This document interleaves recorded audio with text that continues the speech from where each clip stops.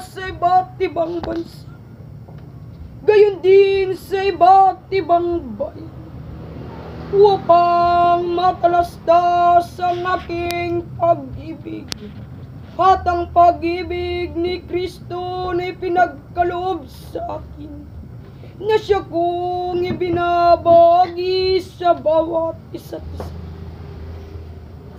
na kung paano aking tinamas ang salitang apostol at kung paano aking pinalaga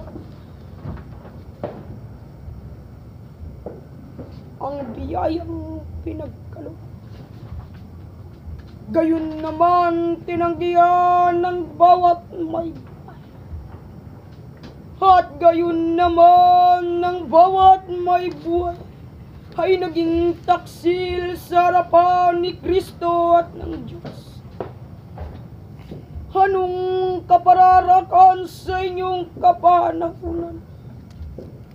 Nasayangin ang inyong buhay sa mga bagay na walang kabuluhan.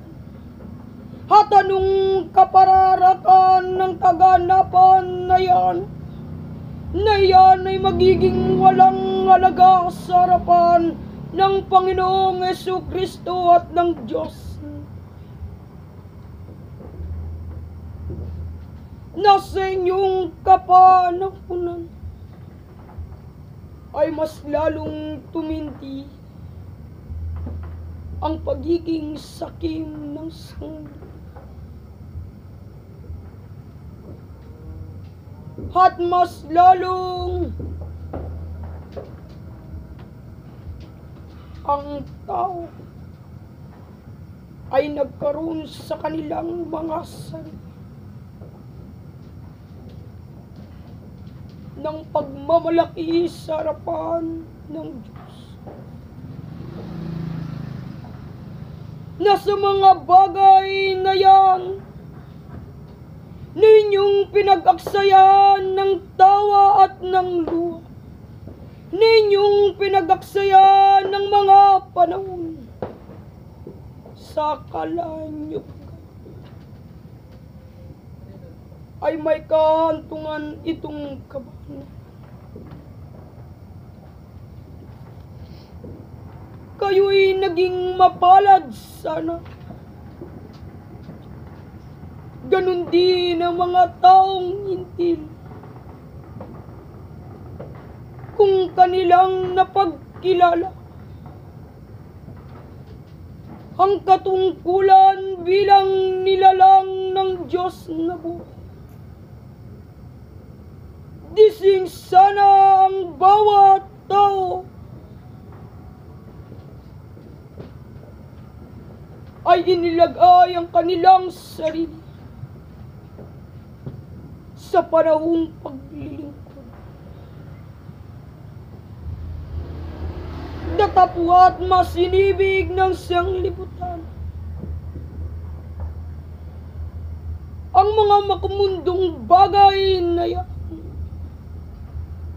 Pinaglaanan ng panahon, pinaglaanan ng buhay na nauwi sa walang kabuluhan.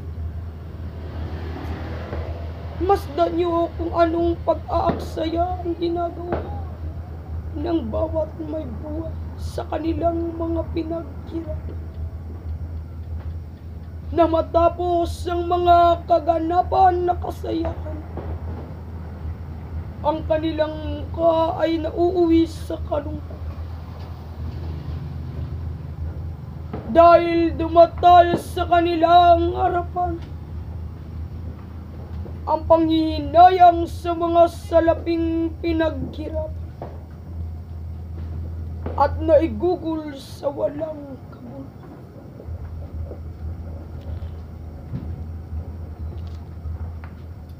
Sa paulit-ulit na aming ipinatatalastas sa kalagitnaan at binabahagi sa bawat may buhay, na kung inibig lang sana ang saway ng Diyos na buhay, na kung sinunod lamang ang mga batas at palatuntunan, lahat sana kayo ay nagsayang na walang kakibat na panghihinala.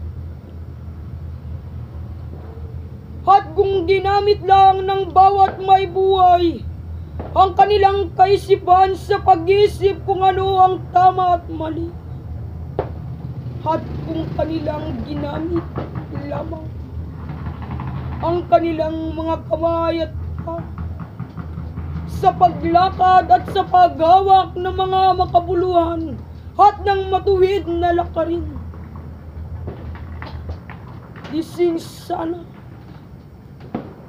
ay walang kasakunan ang naganap sa oras at araw ng pagsasaya. Aking iniayagsin ang mga salitang nagmula sa aking kalooban, na ako'y nanginayang sa matagal na panahon na pagtitiis ng Panginoong Jesucristo, na kanyang ipagtanggol ang bawat may buhay mula sa pagkakasala. Ng Panginoong Jesucristo ay nagtiyaga ng mahabang panahon sa pagpako sa krus, na yun naman ang naging kabaliktaran sa inyong kapanahan, sapagkat anumang panahon ang magdaan, mulit at muling babalik sa pinanggalingan kung saan nagmula ang lahat ng bagay. Kaya't huwag isipin ng bawat tao na sa tayog ng inyong pangangarap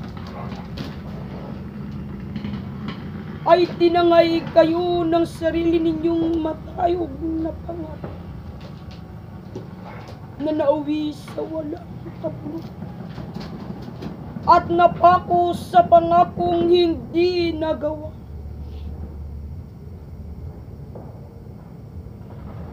Akong sipa